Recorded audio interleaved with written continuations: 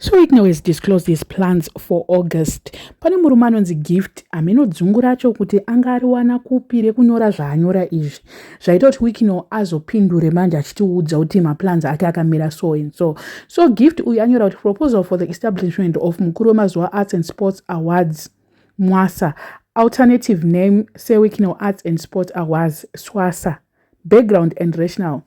Zimbabwean artists and sportsmen are the face of our culture and national pride. Despite their contribution to nation building, many lack structured platforms of recognition, reward, and motivation. Soweikno Chivai, for years you have been a consistent supporter of musicians, dancers, comedians, and athletes across the country. From vehicle donations, cash prizes to supporting tours and teams, your philanthropy has touched both urban and rural communities.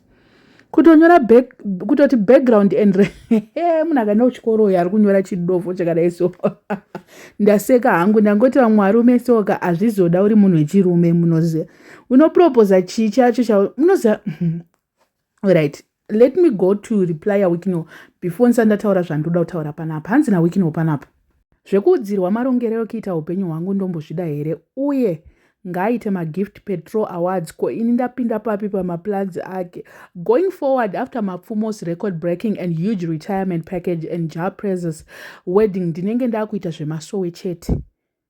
Nyika haigute munenge muchingotuka every day apa hamudi kunamata mukomborerwe nemiwo. Muri kunzwa here kuti after retirement yamapfumo and JP's wedding wanenge akungoita zvemasowe chete is not going to give anyone anything. Ini ndoda kungovhunza kuti hanzi vari kunziva havatende ndanani mamusicians akapa here I don't know. Iye Weekno wacho munenge muchizongomunyanyirawo entitlement yevamuwanhu ndoteitadzawo ini. Every post yake people are entitled. Every Dick and Jill feels like they need to propose something to Weekno. If it's not business plan kukumbira mari okumbira mota ndo zvandakaona hangu my observation from vanhu vanenge vachingokumbira vachiita sei uyu wabva ati regai ndinyore kwakungonzi papo hwipu hautende wewe uri kundiita ako anonzi gift petrol ita ako iwawo noti nini angu for what. I'm not going to be in your plans. Ndapinda papi pamaplans ake hanzi ndiri kupindawo papi. Naye vanoona kunge Weekno ndiye government vanodi kunoproposa kuminister of sports and culture handindokwani zvinofanira kuenda handi vanotoziva kutoti havaite chinhu. Ndo zvinhu zvimwe zvandikaona kuti the people like our people try kuda kudza Weekno because Weekno ndewo avari kuona ari kuburitsa mari because kumwe kwese uko makata hakuna chinombobuda. Asingatende wandoda kungovhunza magifts aada kuti titende akabenefita ndiani because akabenefita mafriends ake nefamily yake isi topinda papi pakutenda topinda papi. Should we thank him for giving our musicians or we should say thank you for buying yourself Gulfstream?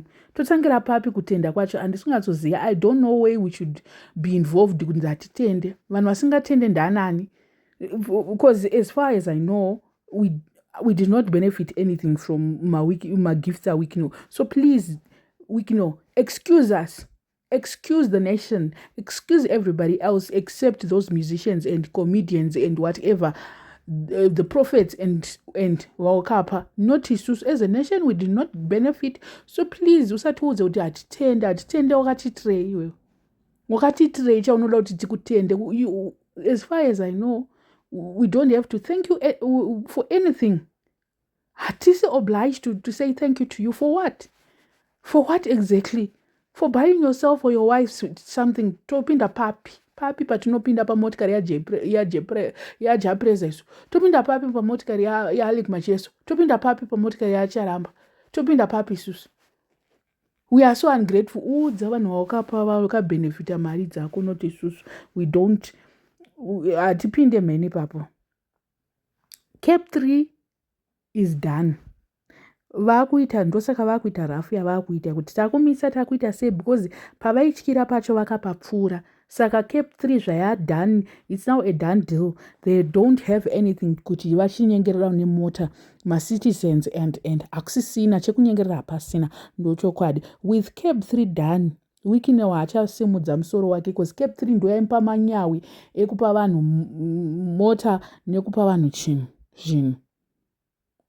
saka vachanowachira kupi mari dzavo? Because kumotikari ndokwaiwachiwa sitere kuwasheni yavo, laundry yavo ndokwavaiitira, pamwe vane manyuwenzi mamwe ameno, kungoti ava vanomboda here zvekuita washeni yacho havanyanyode zvavo kunyanyoita washitereki.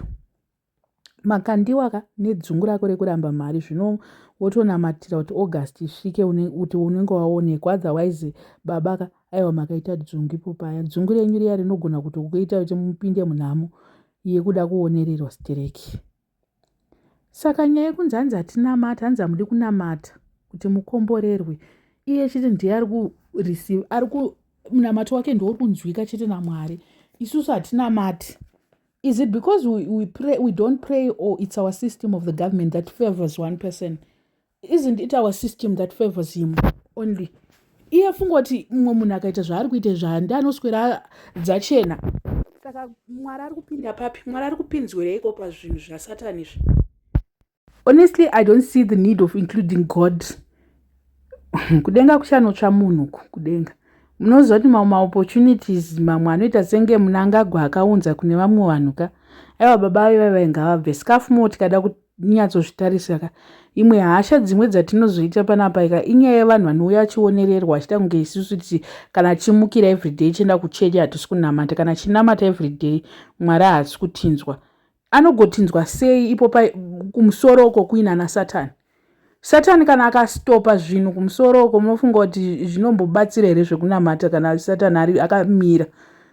Unonamata ugonamata, but kana tichingorina naSatani chete vachingoita make sure kuti tinongoramba tingori patiri papo, because Satani ari kuramba kubva. Satani akaenda, aiwa zvinhu zvedu zvinotanga kutifambira mushe. Anyumwa bere ndiye. Satani ari kuziva kuti ndiani, ndautaura zita remunhu, but Satani akangozvipikawo kuti ndiye Satani, anogona, if the shoe fits, wear it. If you are the devil, wear the uyacho. Saka ngavasatiudza zvekuti hey, hamusi kunamata, hamusi kuita sei, otherwise hasha dzedu dzinotobva dzatoita wese nenyaya yekunzi hatisi kunamata. Isu tinyatsozoti tiri kunamata, but kumusoro uko kuna devil ari kuita kuti zvinhu zvedu zvisabude mushe. Vanhu havasi kuenda kuchikora, havasi kuakwaya mauyu, vanhu kangani chiaplya mabasa zvinobuda here? Kune mabasa api ariko kunze kwekungoita vhenda nekuita sei? Iwe ukangoita ka1000 2000 mubhengi kakutomonitwa nezimura, ukangobva nekaraisi kako kuSouth Africa kakutosara pabhodha, chii chocho? Maona manje. So I don't know what you guys think, but this is so frustrating coming from someone who is benefiting from the government that it does not see the ordinary citizens. It's so unfair, to be honest, so unfair.